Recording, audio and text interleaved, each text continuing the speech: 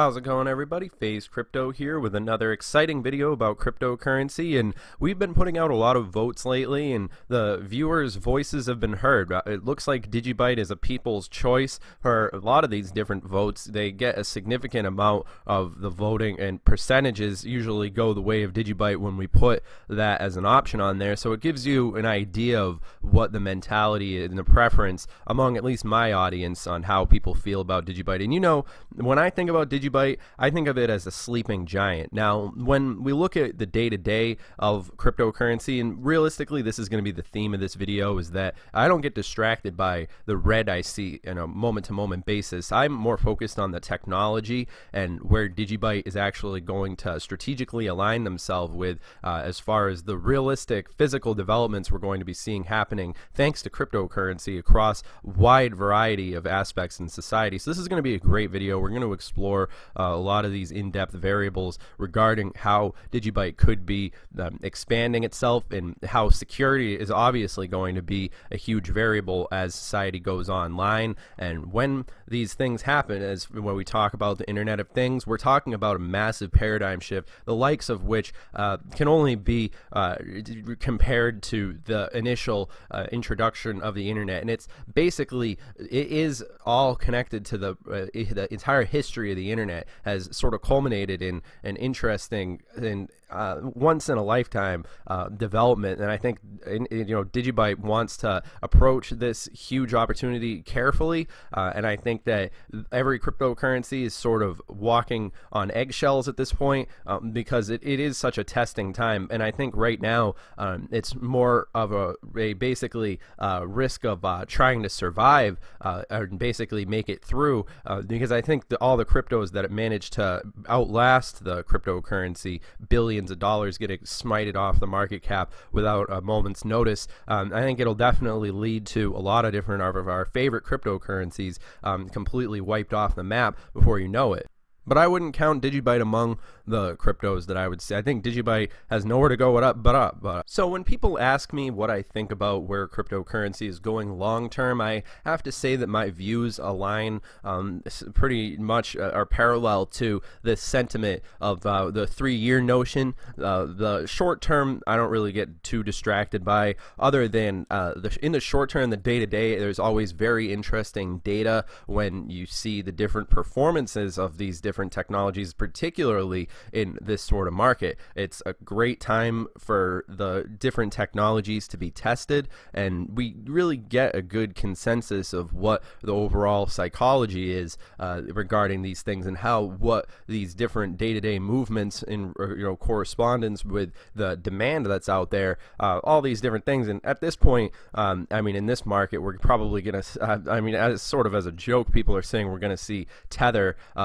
replacing Bitcoin at some point, which I think would be pretty hilarious. I don't think that it's mathematically possible to happen, but it's still an interesting joke, sort of a dark humor that's in our community is pretty known for. But hey, I mean, I'm definitely interested in seeing where Cardano is going to take its projections of moving forward with the smart contracts and all these different layers of incorporation that cryptocurrency seeks to have when it comes to business and all these different variables. It's a short window, but it's very much approaching, and it might not happen this year, but I would say that as far as if you look at the time span, it's not far away in the overall context of things. 2020 is right around the corner, and there's all these initiatives by certain bodies of power. Various nations are hoping to have different elements and aspects of the Internet of Things online. All these different companies are seeking to basically implement an increased amount of computing power into day-to-day appliances,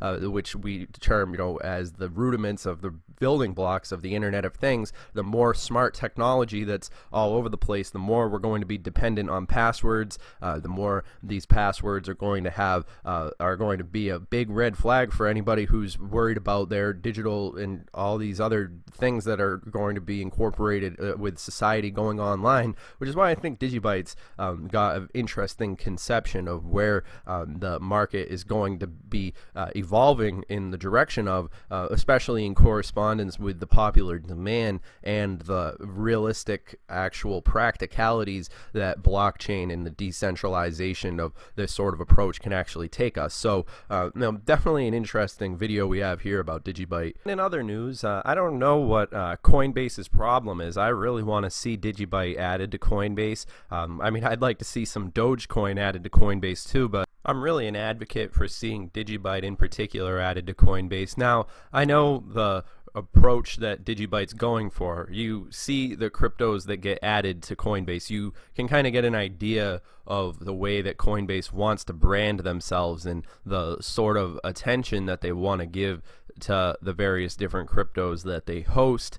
And I don't think that DigiByte really needs Coinbase. Now I think Coinbase will help DigiByte, but I don't think that DigiByte and Coinbase is a necessity. I think DigiByte has plenty of things going for itself. Now obviously with DigiByte recently dropping below a penny, it's really hard times for some people out there, I would say, who are really teetering and tottering on whether or not they're hoping to stay apart. But hey, this is going to be the time where it separates those of us who are actually fans of DigiByte with the people who are just here, the fair weather friends. And it's fine to be a fair weather friend all you want, but at some point, if DigiByte goes up to 2 cents, 3 cents, I'm sure there'll be people out there that will be wishing they were filling their bags at this point. Now obviously to each his own, and it's tough times out there as far as the cryptocurrency market is concerned. But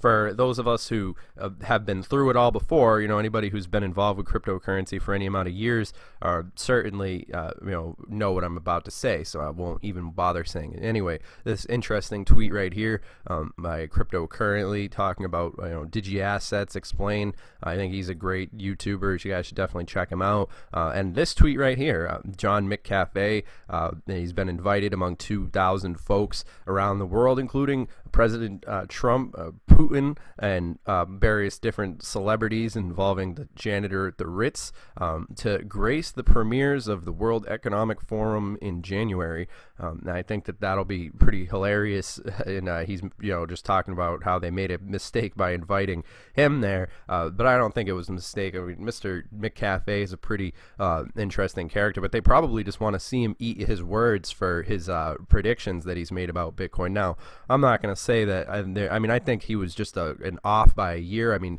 the fact that he was so close in his predictions, I mean, speak for themselves to that extent, no pun intended. But I think it was pretty easy to overlook this year. I mean, I've made pretty bad predictions myself in the past. I mean, you guys could go through my channel and see all the times that I've been wrong as well.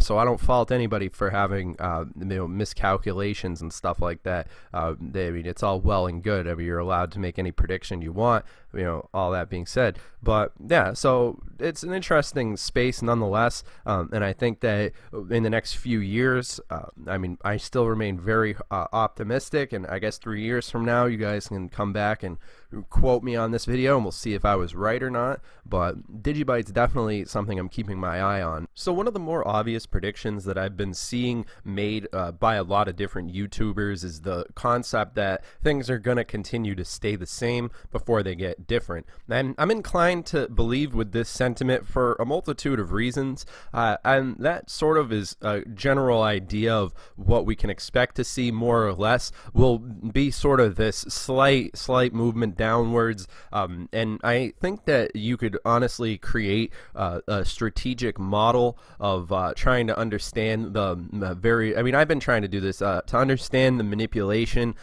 how it sort of corresponds with the current market, and essentially the multitude of variables that have to overlap at some point, that are basically, there's tons of people who are probably selling off their Bitcoin right now, who were buying it a year ago and vice versa. And I think that this is certainly an interesting variable when you just think about the sort of mentality that people were having last when it came to just sort of the all-time highs of Bitcoin and all these different things, which was a very attractive market, I would say, to these wishful thinking high hopers. And there was sort of an essence of a cryptocurrency gold rush, I would say, and there certainly has to be a way for this sort of mentality to be purged from the overall, and I think that right now we're sort of seeing that. I mean, a lot of these people who came into cryptocurrency with these wishful thinking ideas of, you know, getting rich overnight are probably long since crying themselves to sleep. And I think that as we look at the future of Bitcoin, I mean, you have to remember you only lose when you sell, and it's interesting. So we've got cryptocurrencies you know, basically popping up all around the world still. Cameroon separatists apparently create cryptocurrency. I'm sure it probably won't be the variable in the market that we're all looking for to ignite change. I think it'll probably just be a stagnant altcoin like everything else, and I don't really understand what's so interesting and attractive to them. I mean, obviously aside from the technology aspects of things, but bear with me, aren't they worried that their altcoin is going to get knocked off the and get left behind? I think that right now is sort of an interesting time for people to be interested in you know, creating a crypto. But I mean, hey, anybody's guess. So yeah, we look at what DigiByte is doing today, and of course, I mean, I'm interested in looking at where DigiByte's going to take their approach to the cryptocurrency space. I mean, currently, right now, we've got the top performer at the time of making this video is, of course, DEX, 10X, and Syncoin, and then right there, we got DigiByte right after Polymath. So and I think it's always interesting to see a lot of the different correlations that are, and there's a lot of different shared characteristics between the cryptos that are able to manage to do good, especially in this market. So, I mean, it's definitely interesting to see how DigiByte's aligned itself up strategically with this sort of, and I think that when we talk about the future of society going on the internet, I think that passwords and security is realistically a very interesting place for DigiByte to take us. So all that being said, everybody, I hope that you guys have enjoyed this video. Make sure that you guys follow us on Twitter, you know, that's at CryptoTuber, and of course make sure that you connect with us on Snapchat. If you have any questions, put them in the comments down below, and remember, obviously this video is for entertainment, educational purposes only. You know, this video is not advice or anything like that. I'm not your dad, you already know that. And remember, you know, DigiByte, I mean, my opinion is pretty positive, leaning in a good direction in the long term. Certainly the short term with crypto, it's kind of anybody's guess. But all that being said, have a good day, everybody. Stay relevant.